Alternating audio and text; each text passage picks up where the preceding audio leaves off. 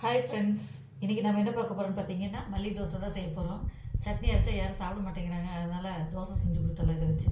வாங்க எப்படி செய்யணும்னு பார்க்கலாம். இப்போ மல்லி தோசைக்கு ஒரு 2 துண்டு இஞ்சி எடுத்து வச்சுருக்கேன். அப்புறம் கொத்தமல்லி கொஞ்சமாக, உங்களுக்கு எவ்வளோ தேவையோ அவ்வளோ போட்டுங்க. நான் அளவாக 2 பேர்த்துக்கு செய்கிறதுனால கொஞ்சமாக எடுத்து வச்சுருக்கேன். இப்போ ஒரு பச்சை மிளகா இதையும் போட்டுக்கலாம். இந்த மல்லித்தலையும் இதில் போட்டு இதை இப்போ நல்லா நைஸாக அரைச்சி எடுத்துகிட்டு வந்துக்கலாம். இது பாருங்கள் ஃப்ரெண்ட்ஸ், நல்லா அரைச்சிட்டு வந்துட்டேன். சும்மா வாசம் கமகமன்னு வருது. இது மாதிரி நீங்கள் செஞ்சு கொடுத்துருங்க. சட்னி சாப்பிட மாட்டேங்கன்னா சொன்னாங்கன்னா புதினாலையும் செய்யலாம், கருவேப்பிலை, மல்லித்தலை இப்படி அரைச்சி இதில் ஊற்றிடலாம். மாவில் செம்ம டேஸ்ட்டாக இருக்குது. மாவில் உப்பு போட்டேன். தேவையான அளவுக்கு மாவு எடுத்து நீங்கள் இந்த மாதிரி கொஞ்சமாக அரைச்சி ஊற்றியும் கூட செய்யலாம். இப்போ இதை நல்லா கலக்கி விட்டுக்கலாம். சூப்பராக இருக்கா? இப்போ சாப்பிட மாட்டேன்னு சொல்கிறவங்க கூட இந்த தோசையை சாப்பிடுவாங்க. இப்போ தோசை சுட்டுடலாம் ஃப்ரெண்ட்ஸ். இப்போ தோசை ஊற்றிடலாமா?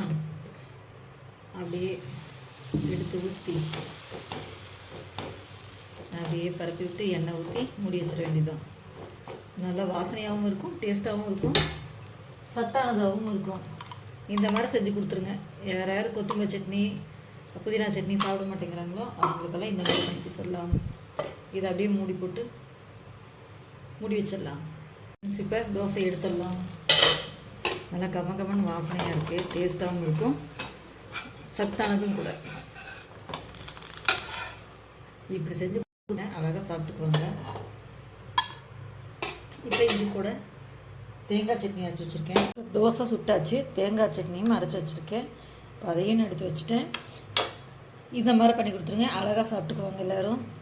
இந்த வீடியோ பிடிச்சிருந்தா லைக் பண்ணுங்கள், ஷேர் பண்ணுங்கள், சப்ஸ்கிரைப் பண்ணுங்கள். ஓகே ஃப்ரெண்ட்ஸ், பாய்.